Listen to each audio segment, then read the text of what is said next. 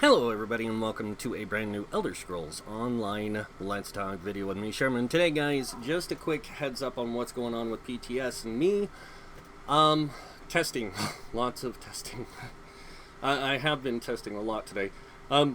Mostly the healer changes, and that's because two of my characters are healers, and I've been testing a lot of the heal changes coming in with like healing springs and of course everybody's favorite ability, orbs. And just to be clear on something, I'm not 100% on this because I haven't had a chance to test this, but I have been around other people that are casting orbs, and I can still cast mine and they can cast theirs, and the same thing goes for healing springs. Now I don't know if it means we can only have one active per person, but it seems like that's the case. So I'm just letting you guys know that's what I've tested so far, and it seems to work that way. So I'm not, again, 100%. I've got to get some more testing in, and hopefully I can get in some testing with some other people this week so we can test that theory to find out if it is accurate or not. So don't take that as a 100%, guys. That's just something I'm testing. The other things I've been testing is the Fighters Guild changes, the Mages Guild, Sigil Order, Undaunted, on different characters. I've also been testing a lot of the weapon skill changes with a lot of different characters, not just this character, because I have 12 characters I can test with. All of them have maxed abilities and levels and all this stuff, so I was just letting you guys know I have been testing everything. So, to the people wondering about rapid regeneration, it is now a single target heal over time, but it is a very powerful single target heal over time. In fact, it is probably the most powerful heal over time in the game right now for a single target, and it is amazingly powerful. The Quick Siphon is really good. The other one's better, in my opinion, the one that applies Magicka Steel and this. And you can apply the minor Magicka Steel, just so you guys can see this. You can apply it to multiple oops, wrong side to work. But you can apply it to multiple targets at once. So I'm going to run over here. I have a few target skeletons set up for testing AoE stuff and cleaves and dots. So you can apply this to, oops, you can apply this to multiple targets at one time. And yes, even if you do your Wall of Elements, it only still takes from one, but you can still apply it to multiple targets, which is really great. Also, Wall of Elements, for me, is going to look low, but if I actually buff up, you'll see that my damage is actually pretty decent with it. It's not insanely overpowered, which is nice, like it once was. It does require you to use more damage over time, single target with damage over time. So the game has definitely changed to where you got to use more AoE along with single target, and not just single target damage, but single target damage over time. They really did do, I have to say, a good job with it. But a lot of people are complaining about things like the soul magic, the soul trap, and how much damage it does, because it can get up there in damage over time. That's no lie. And so can some of the other dot abilities, like if you look at Degeneration in the Mages Guild or Entropy, it can get a lot of damage over time as well, depending on the rank of the spell. So, but I've been testing on my own characters mostly because I'm going to be playing them a lot more than I am going to be playing a lot of the builds I have. So there are a few that I need to make adjustments to. This is one of my characters I need to make adjustments to. I'm actually going to redo the whole entire build on her. She's still going to use Sanctuary with the Julianus, but I'm going to use a monster set with it as well. And that's going to be my healer setup for my Dragon Knight.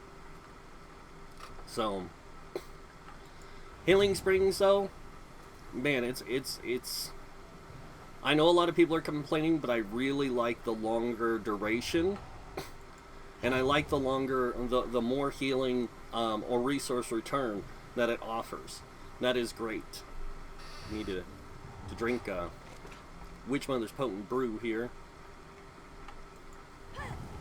But I am really enjoying some of the changes. I will admit there are some changes that I still need to test more thoroughly, but I have tested pretty much every change that has happened within the game with all the different Mages Guild changes, the Fighters Guild changes, weapon skills, all that. I've tested most of those. Sword and Board, honestly, I like it a lot more now. It's more aggressive. I know a lot of people are going to say that they took away the damage from it, but they actually added a little bit more damage to it because, see, I don't use Heroic Slash most of the time, I use Deep Slash. So I like it a little bit more. It's a little bit more aggressive on my end because I like the AoE cleave that it has. I think that's something that the Sword and Board should have had from the beginning. And I honestly think that they need to change Puncture and Ransack. I think Ransack is good the way it is with the Fracture and stuff. But I think what Ransack should have also added was a bleed over time. And the minor protection. That makes sense for that ability. The Puncture, it sounds like, okay, I'm puncturing the armor, I'm breaking it, so I'm going to be able to get both spell and physical resistance stripped out. That makes more sense. So, yeah. But that's pretty much what's going on, guys. Lots of testing, and it's going to take a lot of time. And remember, again, this is the first week of PTS. There will probably be some iteral changes on Monday coming next week, and then the following week, which should be the beginning of the third week, we should see more changes. So this is how things work on the PTS. I'm just going to show you on the calendar real quick again. So we are in the first week of PTS right now. Today, all the way through the 15th is week 1. This is week 2. This is week 3. By the 29th, we should see some bigger changes with a lot of these abilities because that's how they do things on the PTS. Then we got 2 more weeks, so we got week 4 and then week 5, which is the 12th, which should be released. So we'll see. We'll see what happens. So.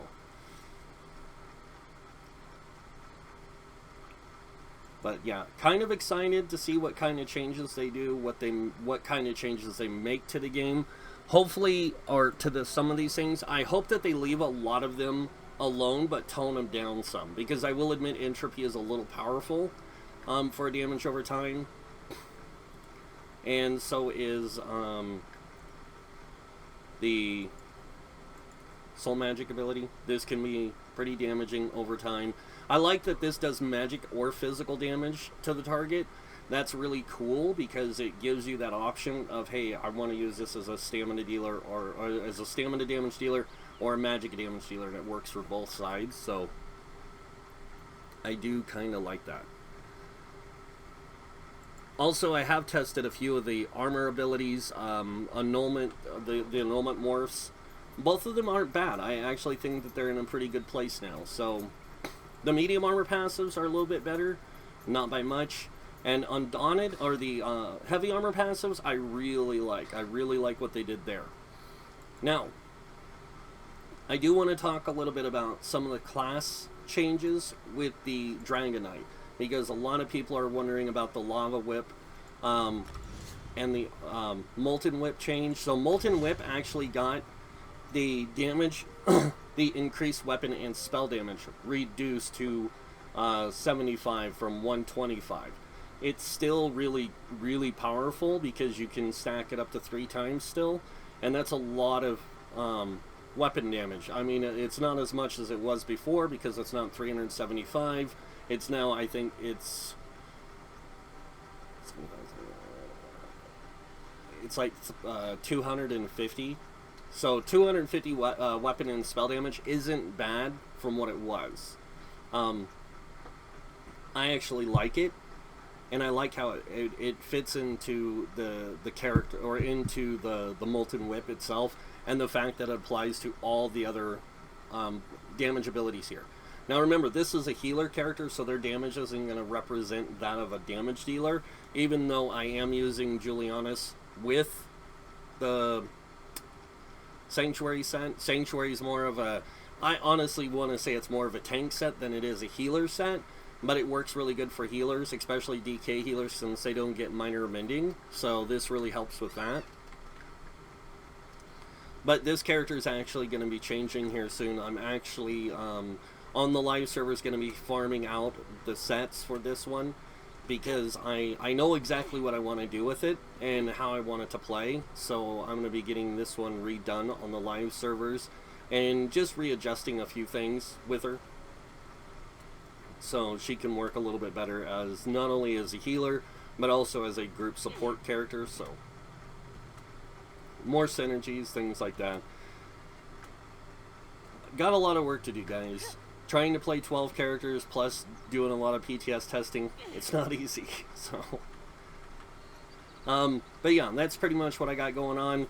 I will be bringing out a video tomorrow showing off one of the new dungeons, the Moon. I'm going to do the Moongrave Fane one first, and then I'm going to show the other one, the Lair of Marsalok, in the second video. But I'm just going to basically be running through those with a solo build, running through, checking them out, seeing what they're like, showing you guys the how they work and all that, and then moving on from there. So, and yes, if you guys are wondering, yes, I've already started tinkering with the new sets. I started tinkering not only with the new sets, but also older sets, and in combination with some of the new stuff. And some of it's actually kind of nice, but at the same time, it's going to take some time to test more. So, but that's pretty much it for the video, guys. I hope you guys liked it. If you did, you know what's coming next. Go ahead and hit that like button. If you guys want to see more videos by me, you can subscribe. Other than that, thank you all for watching. Until next time, have a wonderful day. And this guy might see you in game. Bye.